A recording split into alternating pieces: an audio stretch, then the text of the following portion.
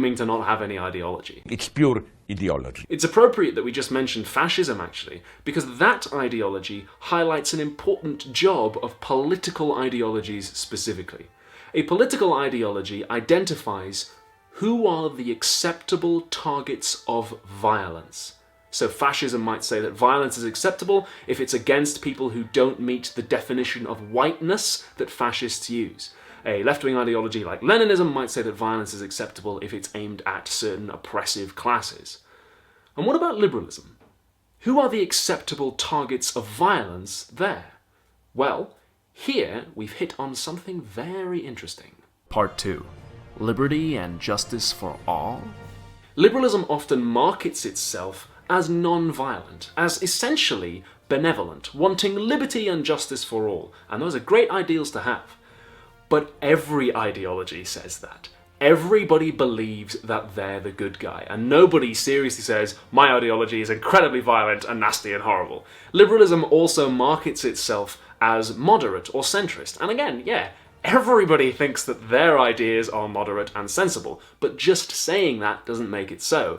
The devil is always in the details. If we look at the history of liberalism, we notice a trend.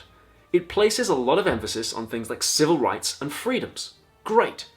But if we go back to the founding texts, writers like John Stuart Mill and John Locke, they build explicit exceptions into their systems. And making exceptions to the normal rules is a defining characteristic of liberal ideology in practice. Classical liberals like John Stuart Mill and John Locke wanted liberty, but they made exceptions for barbarians and savage races. It was okay if they didn't have liberty. And the kicker is, men like Mill and Locke were to be the deciders of who is savage. Mill loved the idea of liberty, but he didn't think Indian people should be at liberty to run India, at least not until British people had taught Indian people how to run India properly, where properly was A, to be decided by the British conveniently, and B, basically meant in a way that allowed Britain to profit, also conveniently. Locke did the same thing with Indigenous Americans and Canadians, as we've discussed on the show before. This practice of making exceptions doesn't just appear on the pages of philosophy, but also on the pages of history. For instance, the founding fathers of the USA preached liberty and justice for all, but we know that they made some exceptions to all because they also owned slaves. One thing my country's very good at doing today is preaching all kinds of freedoms and nice things for people, but denying those same things to immigrants. The fact that somebody is an immigrant is deemed to be very morally relevant, and so apparently legitimizes certain kinds of behaviors towards them, like imprisonment without trial, that otherwise would be against the rules. There we see liberal ideology in operation, making exceptions to the ordinary rules in order to justify violence against somebody on the basis of some fact that it thinks relevant.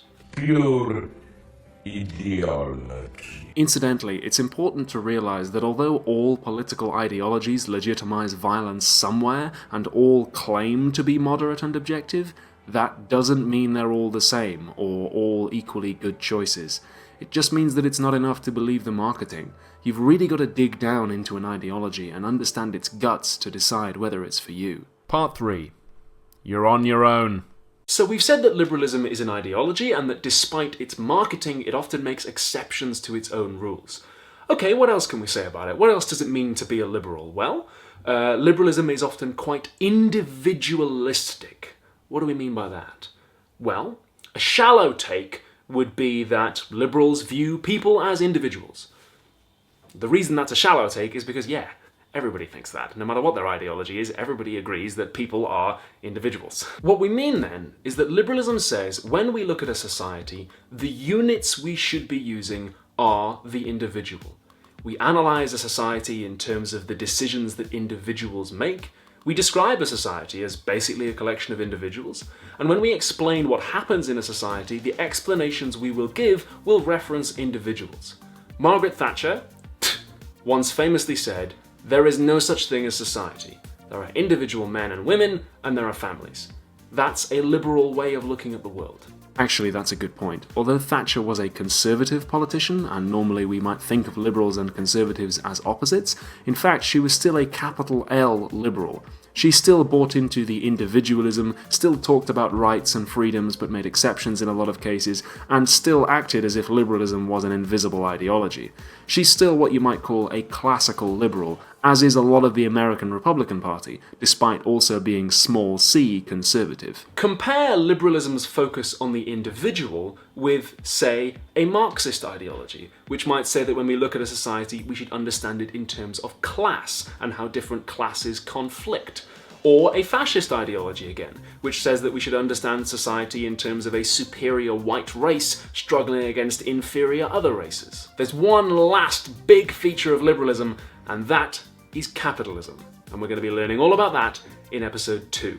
In this episode, we've learned that liberalism is an ideology and what that means in terms of the violence it legitimizes and the facts it deems relevant. We've also seen that it markets itself in a certain way, but it makes exceptions to its own rules sometimes. If you'd like to learn any more, there's a whole bunch of recommended reading in the doobly-doo. If you liked today's lesson, I have a tip jar at paypal.me/philosophytube. Think of it like me putting a hat round at the end of the lecture.